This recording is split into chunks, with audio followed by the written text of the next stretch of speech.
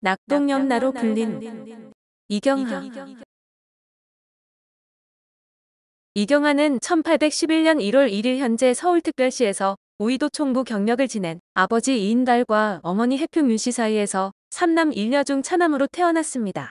1832년 우변포도대장을 지낸 조부 이복연의 손자라고 특별히 청거되어 초관에 제수되었으며 1834년에는 선정관에 제수되고 이듬해인 1835년 증광무과의 병과 23위로 급제했습니다. 1849년 경상좌도 수군절도사에 제수되었으며 1863년 고종이 즉위한 뒤에 호군에 올랐고 1864년 승정원 좌승지, 경연 참찬관 등을 지내다 흥선대원군에 의해 중용되었습니다. 이후 총융사, 좌변포도대장, 봉지이금부사 겸 우변포도대장 겸 훈련원 도정 등을 역임했고 1865년에는 병조 참판을 시작으로 지훈련원사, 금위대장, 한성부 저윤 등을 역임했습니다. 특히 신미사옥으로 조선의 천주교 박해가 한창이던 1871년 3월 어양대장 우변포도대장을 겸직하고 7월 권찰, 좌우변포도대장 등을 역임하면서 수많은 천주교로 및 불법으로 화폐를 주조하는 자들을 사형장에 보냈습니다.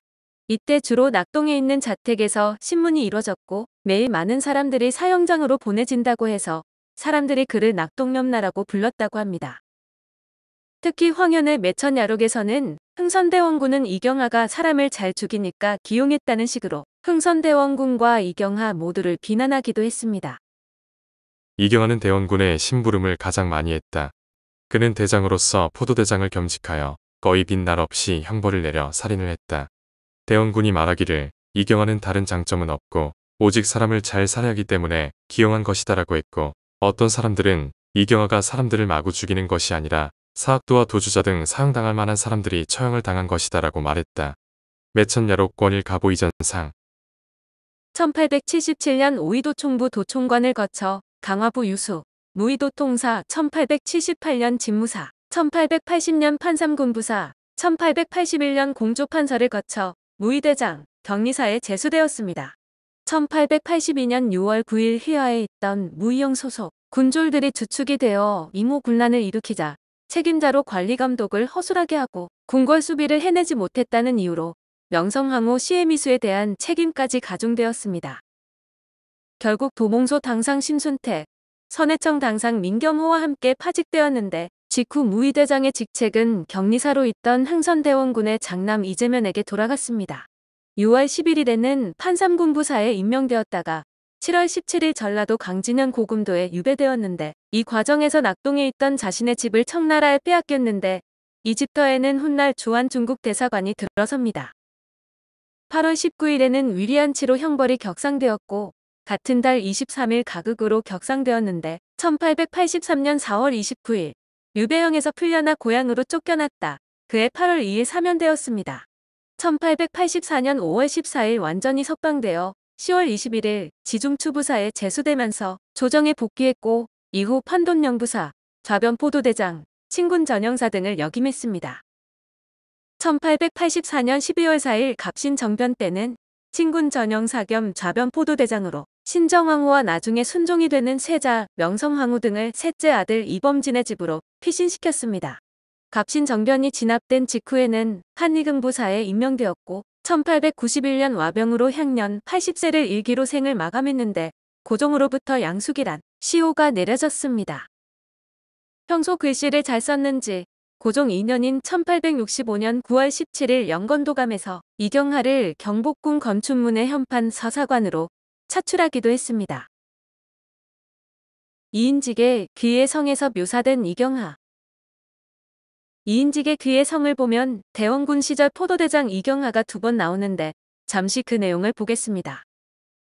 마누라님 마음이 약하신 거로 그런 꿈을 꾸셨어. 어젯밤에 하던 말이 마음에 겁이 나셨단가 보구려. 걱정 말으시오. 사람을 죽이고 병력을 입으려면 낙동장신 이경하는 날마다 병력만 입다 말할게요. 마누라님 마음에는 우리가 그런 일을 하면 무슨 병력이나 입을 듯하지요. 흉직되기리랍디다. 그런 꿈은 좋은 꿈이요. 예, 그런 생각 말아라. 제가 잘 되려고 사람을 어찌 죽인단 말이냐. 그런 생각만 하여도 병력을 입을 것이다. 낙동 장신 이경화는 어진도 다 끌어낸 예수 교인을 12만 명이나 죽였는데 어찌하여 그런 악독한 사람에게 병력이 없었으니 웬일이요. 이에 내 말이 이상한 말이로구나.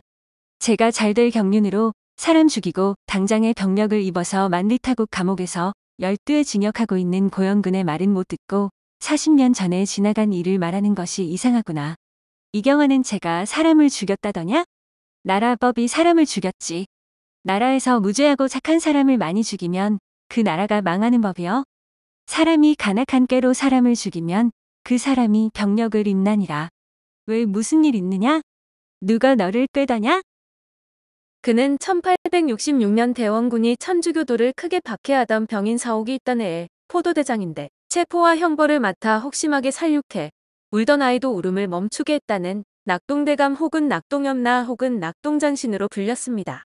그는 백성이 천주교를 믿지 못하게 겁을 주려고 종로거리의 형장을 가설하고 우차로 사지를 찢는 거열형을 가했으며 돌을 던져 석사를 하게 했습니다.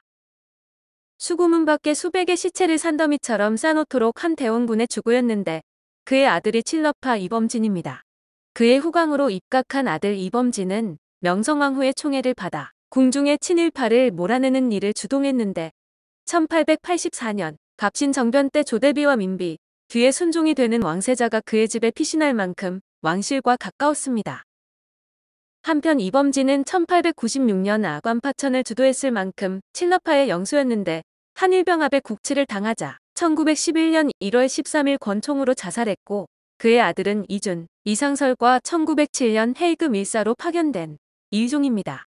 류의 성 17장에서 이경화가 1866년 병인 박해 때 천주교인 12만 명을 죽였다는 것은 과장인데 1866년부터 6년간의 탄압으로 당시 8천여 명의 한국인 평신도와 프랑스 파리회 방정교회 선교사들이 처형되었습니다.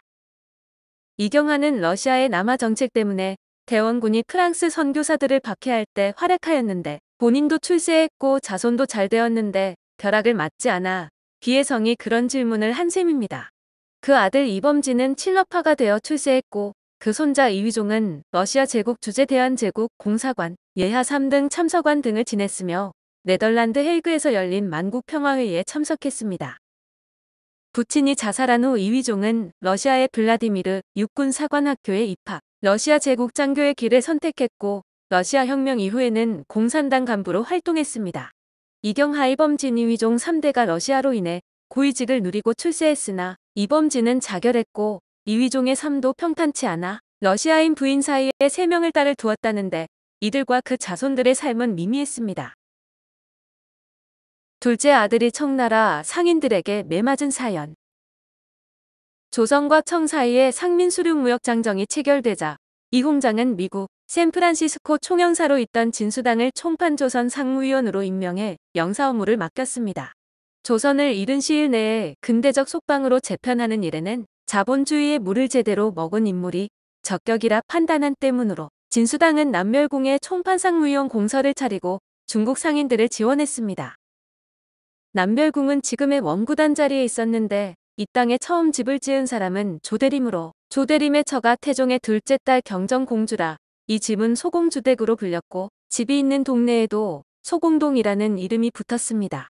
이 집은 서울 장안에서도 손꼽히는 대가라 임진왜란 때에는 외병과 명군이 번갈아 주둔했고 임난 때 환도의 경운궁에 머물던 선조는 이 집을 명나라 장수와 사신들 접견 장소로 이용해 그때부터 남별궁이라 불렸습니다. 이후 남별궁은 중국 사신들의 숙소 겸 접대 장소가 되었는데 조선 정부가 총판상무위원 공서로 이 집을 내준 것은 이런 연고 때문이었으나 이것은 임시 조처였던 것으로 보입니다. 이듬해 진수당은 낙동에 있던 이경화의 집을 사들여 새 상무공서를 지었는데 이경화가 이모군난으로 고금도로 유배되었을 때 진수당이 그의 집을 사들인 것입니다. 사들였는지 사는 신용만 했는지도 확실치 않은데 진수당은 이경화의 집을 헐고 직접 설계도를 그려 새 건물 공사에 착수해 1884년 9월 완공했습니다. 낙동 염라의 집이 상무공서 자리로 결정되자 청나라 상인들도 그들의 상업회의소 격인 중화회관을 지으려고 가까운 곳에 있는 큰 집을 몰색했습니다. 그런데 당시 낙동, 명동, 상동 등지의 남촌에는 가난한 남인과 무반들이 주로 살았기 때문에 성에 차는 큰 집이 많지 않았는데 그들은 현재 중앙우체국 자리에 나란히 선 세 채의 집을 지목했습니다. 공교롭게도 이 집들은 이경아의 아들 삼형제, 범조, 범진, 범대의 소유였고 범조와 범대는 순순히 집을 넘겼지만 가운데 집 주인인 범진이 팔지 않겠다고 버틴 것입니다. 결과적으로 알박기가 된 셈인데 청나라 상인들이 터무니없는 값을 부른 탓도 있었겠지만 그보다는 청나라의 개입 때문에 실세한 처지에 부자의 집을 몽땅 그들에게 넘길 수 없다는 오기가 발동했을 가능성이 큽니다. 이범진은 집담장과 지붕을 뛰어넘을 정도로 민첩한 데다 힘이 장사고 배포도 커서 장안의 왈자들이 이름만 들어도 두려워한 인물이라 기세등등한 청나라 상인들 앞에서도 주눅들지 않고 버틸 수 있었을 것입니다. 그러나 버티는 것과 이기는 것은 전혀 다른 문제로 이범진이 계속 버티자 청나라 상인 30여 명이 그를 상무공서로 납치해 매질하고 집을 팔겠다는 각서를 강요했고 매해 장사 없다고 이범진은 결국 동의했습니다. 사건이 알려지자 조정과 서울 장안이 발칵 뒤집혔는데 아무리 조선이 청나라의 번국이라도 장사치들이 당당한 벼슬아치를 잡아다 매질한 것은 사체에 어그러져도 한참 어그러지는 일이었습니다. 정부는 우선 스스로 업신여김을 당하고 조정에까지 수치를 끼친 죄를 물어 이범진을 삭직하고 진수당에게 항의했는데 진수당이 이범진에게 사과하고 중화회관 대표 웅정안을 파면한 것으로 일단락됐습니다. 이 일얼마 뒤 웅정안은 혼자 시내에 나갔다. 거드름을 피운다는 이유로 조선 사람들에게 문매를 맞았는데 왈자들을 호령하던 이범진이 사주했을 가능성이 컸습니다.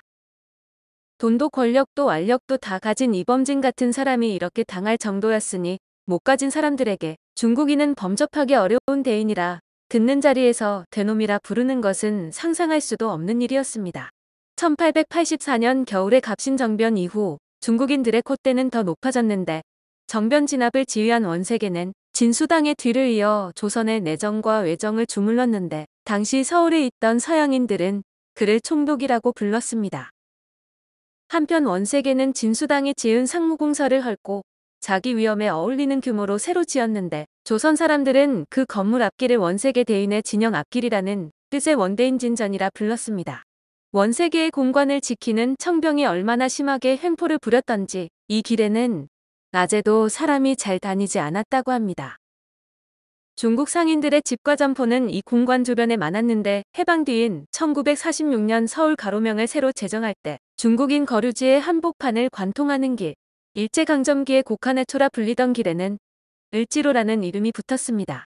당시 가로명 제정위원회 의원들은 살수대첩의 영웅, 을지문덕 장군의 이름을 빌려 이 일대를 덮은 중국인들의 기운을 꺾으려 했던 바, 이런 생각은 당시 서울 시민들이 동의하는 바였습니다. 참고로 을지문덕이 을시인지 을지시인지 원고구려인인지 중국에서 기화한 사람인지는 단정하기 어렵다고 합니다. 오늘 조선선비록은 낙동염나로 불린 이경아와 경술국치 후 자결한 아들 이범진이었습니다.